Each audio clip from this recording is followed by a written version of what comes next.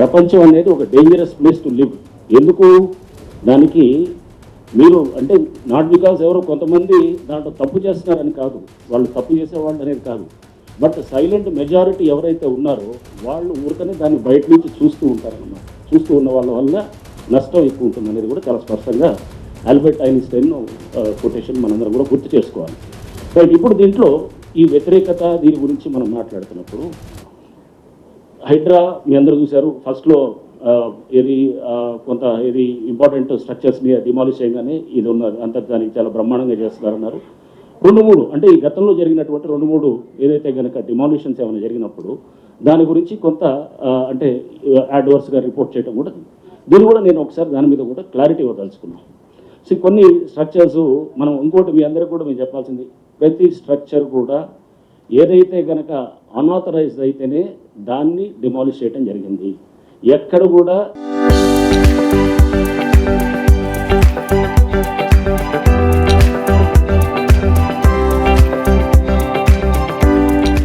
GHMC permission, HMDA permission list కూడా ఇస్తారు మీ అందరికి కూడా. తర్వాత మొత్తం దాదాపు 27-28 స్ట్రక్చర్స్ని ప్లేసెస్లో డిమాలిష్ చేసినప్పుడు ఎక్కడైతే కనుక ఆ పర్మిషన్ సపోజ్ ఒకటి పంచాయత్ సెక్రటరీ ఇస్తాడు, ప్రతి పర్మిషన్, హెచ్ఎండిఏ పర్మిషన్ లిస్ట్ కూడా ఇస్తారు మీ అందరికి కూడా. తర్వాత మొత్తం దాదాపు 27-28 స్ట్రక్చర్స్ని ప్లేసెస్లో డిమాలిష్ చేసినప్పుడు ఎక్కడైతే కనుక ఆ పర్మిషన్ సపోజ్ ఒకటి పంచాయత్ సెక్రటరీ ఇస్తాడు, ప్రస్తుతం మున్సిపాలిటీ పాత డేట్ తోటి ఇచ్చాడు. డిండిగల్ కేసులో, డిండిగల్లో మేము చేసినటువంటి అక్కడ చెరువులు, అక్కడ పాత డేట్ తోటి ఇస్తే పంచాయత్ సెక్రటరీ వాజ్ సస్పెండెడ్, అతను అరెస్ట్ అయ్యాడు.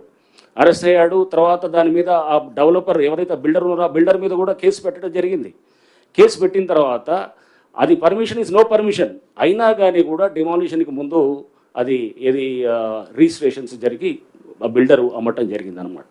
సో ఇంకోటి మీకు అమీన్పూర్లో చూస్తాం. అమీన్పూర్లో మన ఈ మధ్య డిమాలిష్ చేసినప్పుడు అమీన్పూర్లో పెద్ద ఎత్తున కూడా గవర్నమెంట్ ల్యాండ్ అన్యాక్రాంతం అవుతుంది, వేలాది ఎకరాలు అనమాట.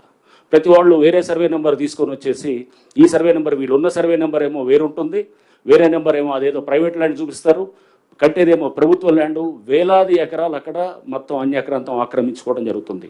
అక్కడ స్థానికంగా పలుకుబడి ఉన్నవాళ్ళు అది అన్ని విధాలుగా కూడా దాన్ని సిస్టమ్స్ను మేనేజ్ చేసుకుంటూ చేస్తున్న దాంట్లో వాటిల్ని కూడా మేము మన డిమాలిష్ చేసేది.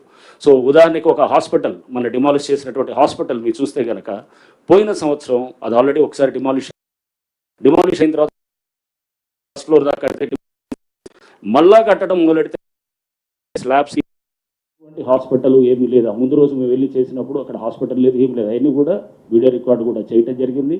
అక్కడ బయటికి అది దాన్ని ఒక హాస్పిటల్లో దాంట్లో పేషెంట్స్ ఉన్నారనే విధంగా దాన్ని బయటికి ప్రొజెక్ట్ చేస్తూ దాని వెనకాల మీ అందరూ కూడా మీరు చూడాల్సింది ఏంటంటే ఇవన్నీ చేసేది మామూలు వాడు చేయడు, సామాన్య మధ్యతరగతి వాడు, ఒక పేదవాడు ఎవడు కూడా ఇట్లాంటివి చేయడు. ఇది చేసేది అక్కడ వెనకాల ఉండేవాడు బలవంతుడే అక్కడ చేయగలుగుతాడు అనమాట. అది చేసి అతను ఏదైనా కానీ నేను మేనేజ్ చేసుకోగలుగుతాను, అన్ని వ్యవస్థలు నా చేతిలో ఉన్నాయన్నట్టు ఒక ధైర్యం ధీమాతుడు చేస్తుంటే అక్కడ అధికారులంతా కూడా దానికి ఏంటంటే దాన్ని ఆ బిల్డింగ్ని డిమాలిష్ చేయడానికి చేసిన అటువంటి ప్రయత్నం గురించి నేను చెప్తాను. సేమ్ అట్లానే అక్కడ అమీన్పూర్లో మీరు చూస్తే ఇంకా అక్కడ కూడా చాలా విల్లాస్ కూడా మనం డిమాలిష్ చేసాం. డిమాలిష్ చేసినప్పుడు ఆ విల్లాస్ డిమాలిషన్లో వచ్చినటువంటిది కూడా మనం చూస్తే కనుక అక్కడ ఆల్రెడీ పంచాయత్ సెక్రటరీ అతను సస్పెండ్ అయ్యాడు, ఒక ఆర్ఐ కూడా సస్పెండ్ అయ్యాడు. ఎందుకంటే అవన్నీ కూడా గవర్నమెంట్ ల్యాండ్లో పర్మిషన్స్ ఇచ్చినారని చెప్పేసి కూడా సస్పెండ్ అయ్యాడు.